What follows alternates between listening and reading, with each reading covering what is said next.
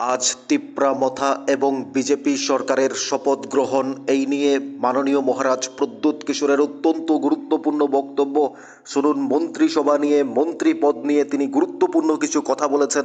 14 লক্ষ তিপ্রাসার পাশাপাশি 40 লক্ষ ত্রিপুরাবাসীর জন্য ভীষণ গুরুত্বপূর্ণ মহারাজ প্রদ্যোতের এই বক্তব্য। তিনি মন্ত্রিসভার দুজন সদস্যকে নিয়েও কথা বলেছেন। শুনুন তিনি কি বলেছেন।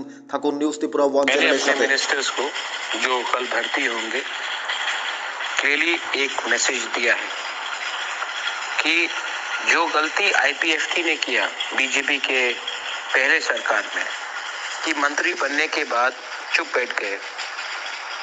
पॉलिसी जब हमारे लोगों के खिलाफ था तब उन्होंने आवाज नहीं उठाया, ये नहीं चलेगा।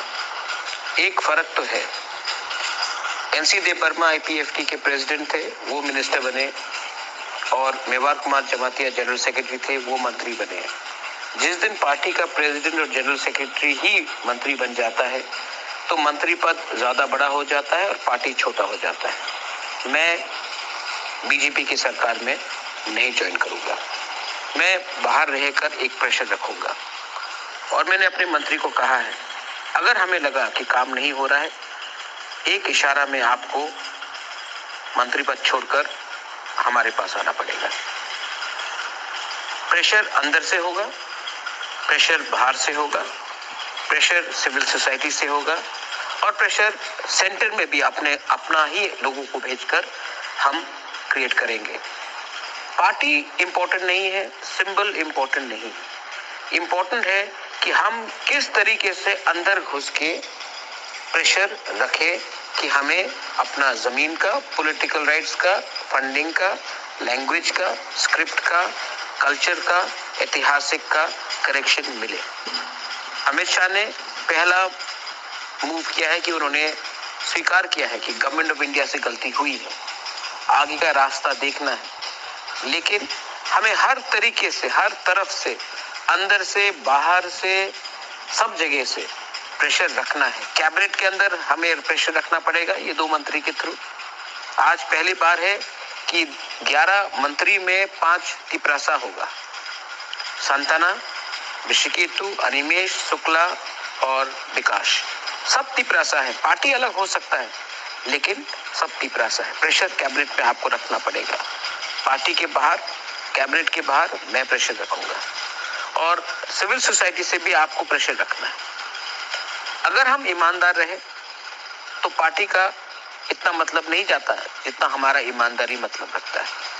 तो ईमानदारी से काम कीजिए, एडीसी में काम कीजिए, कैबिनेट के अंदर काम कीजिए, और दिल्ली में भी अपना ही आदमी भेजेंगे जो हमें रुकावट ना दे। सिंबल इंपॉर्टेंट नहीं है, फिर से जो दिल्ली में हमें हेल्प करे, कैबिनेट के अंदर हमें हेल्प करे, एडीसी में हमें हेल्प करे, और जो हमारे लोगों को हेल्प करे, ये सबसे इंपॉर्टेंट चीज है। बहुत लोग उल्टा सीधा बोलेंगे, लेकिन नहीं, समय को देखकर इंडिया में आज पक्का हो गया है कि यही सरकार आएगी। तो हमें यही सरकार से कॉन्स्टिट्यूशनल सॉल्यूशन लाना है। ऑपोजिशन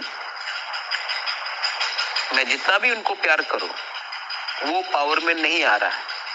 तो हमें देखना है कि कौन पावर में है और कौन ही हमें हमारा न्याय दे सके। इसके लिए दिमाग से सोचकर हमने ये कदम उठाया है, और अगर हमें लगा कि ये कुछ नहीं हो रहा है, सरकार कुछ नहीं कर रही है, तो हमें बिना डर कर कदम वापस भी लेना पड़ेगा। This is my message to all. सोचिए, समझिए। মহারাজ প্রদ্যোতের গুরুত্বপূর্ণ বক্তব্য শুনলেন। আজই তিপ্রাসা এবং তিপ্রামথা এবং বিজেপির সাথে অ্যালায়েন্স রয়েছে। আর কিছুক্ষণ পর অর্থাৎ শপথ গ্রহণ অনুষ্ঠান হবে রাজ্যের মাননীয় মুখ্যমন্ত্রী প্রফেসর ডক্টর মানিক সাহার নেতৃত্বে। অর্থাৎ বিজেপি এবং তিপ্রাসার অ্যালায়েন্স, তিপ্রামথার অ্যালায়েন্স রয়েছে। এই অ্যালায়েন্সের আজকের এই শপথ গ্রহণ 2 জন মন্ত্রী হচ্ছে। অর্থাৎ মহারাজ প্রদ্যোৎ কিশোর বললেন তিপ্রাসার 5 জন মন্ত্রী রয়েছেন, শুক্লা, চরণ নোয়াতিয়া, মাননীয় বিকাশ দেববর্মা, মন্ত্রী শান্তনা চাকমা এবং নতুন অনিমেষ দেববর্মা এবং বিশ্বজিৎ দেববর্মা 5 জনই তিপ্রাসা রয়েছে। অর্থাৎ সবচেয়ে বড় কথা হচ্ছে বিজেপির সাথে মহারাজ প্রদ্যুৎ যোগ দিচ্ছেন না এবং বাকিরা মন্ত্রীরা যোগ দিচ্ছেন, সবাই এমএলএরা যোগ দেবেন। মহারাজ প্রদ্যুৎ কিশোর বাইরে থাকবেন, বাইরে থেকে তিনি প্রেশার ক্রিয়েট করবেন এবং যদি কোনো সমস্যা দেখা দেয় মন্ত্রীদের এক ইশারায় তারা আবার তাদের তিপ্রামথা দল আলাদা হয়ে যাবে এবং তিনি বুঝেছেন যে সরকারটা আসবে, বিজেপি সরকারই আসবে সেন্ট্রাল গভর্নমেন্টে আবারও, অর্থাৎ মোদি হচ্ছেন আবারও প্রধানমন্ত্রী। এই জন্য মহারাজ প্রদ্যুৎ কিশোর ভেবে চিনতে বিজেপিতে যোগ দিচ্ছেন, কারণ বাইরের অন্যান্য বিরোধী দলের সঙ্গে তার সম্পর্ক রয়েছে ভালো, কিন্তু তার মধ্যেও কোনো লাভ নেই, কারণ তারা কোনো ন্যায় বা কোনো অধিকার দিতে পারবে না, তাই তাদের সঙ্গে গিয়ে লাভ নেই। যে সরকার আসবে সেন্ট্রাল গভর্নমেন্টে তাদের সাথে এই জন্য চিন্তাভাবনা করেই যোগ দিয়েছেন মহারাজ প্রদ্যুৎ। এই গুরুত্বপূর্ণ বক্তব্য রেখেছেন, যে বক্তব্য 14 লক্ষ ত্রিপুরাসার জন্য সবচেয়ে গুরুত্বপূর্ণ, 40 লক্ষ ত্রিপুরাবাসীর জন্য গুরুত্বপূর্ণ। আর কিছুক্ষণের মধ্যেই সাজো সাজো রবে রাজ্যবাসী দেখবে শপথ গ্রহণ অনুষ্ঠান রাজভবনে, অর্থাৎ সেই জায়গায় দাঁড়িয়ে মহারাজ প্রদ্যুতের আজ এই বক্তব্য অত্যন্ত গুরুত্বপূর্ণ। এই গ্র্যান্ড মেসেজ বা একটা গুরুত্বপূর্ণ বক্তব্য সমস্ত ত্রিপুরাবাসীর জন্য মহারাজ প্রদ্যুতের চিন্তাভাবনা তিনি জানিয়ে দিলেন। তিনি বিজেপির সাথে যোগ দিচ্ছেন না, তিনি বাইরে থেকে প্রেশার ক্রিয়েট করবেন, তিনি সবসময় রয়েছেন তাদের পাশে। এক ইশারাতে মন্ত্রীরা আলাদা হয়ে যাবে, ত্রিপুরামথা দল আলাদা হয়ে যাবে, তারা তাদের ল্যান্ড রাইটস, পলিটিক্যাল রাইটস সমস্ত কিছু অধিকার তারা নিয়ে লড়বে, তারা তাদের অধিকার থেকে পিছে নামবে না, অর্থাৎ তাদের যোগদানটা ঠিকই রয়েছে। আপনাদের কি মনে হয় জানাতে পারেন কমেন্টস বক্সে। মহারাজ প্রদ্যুতের এই গুরুত্বপূর্ণ বক্তব্য আজকের এই শপথ গ্রহণের দিনে দুজন মন্ত্রিসভার বিশেষ সদস্যদের নিয়েও তিনি বক্তব্য রেখেছেন। আপনাদের মতামত জানাবেন কমেন্টস বক্সে। আমাদের চ্যানেলটি সাবস্ক্রাইব করে রাখুন, আমরা প্রতি মুহূর্তে আপনাদের আপডেট পৌঁছে দেবো।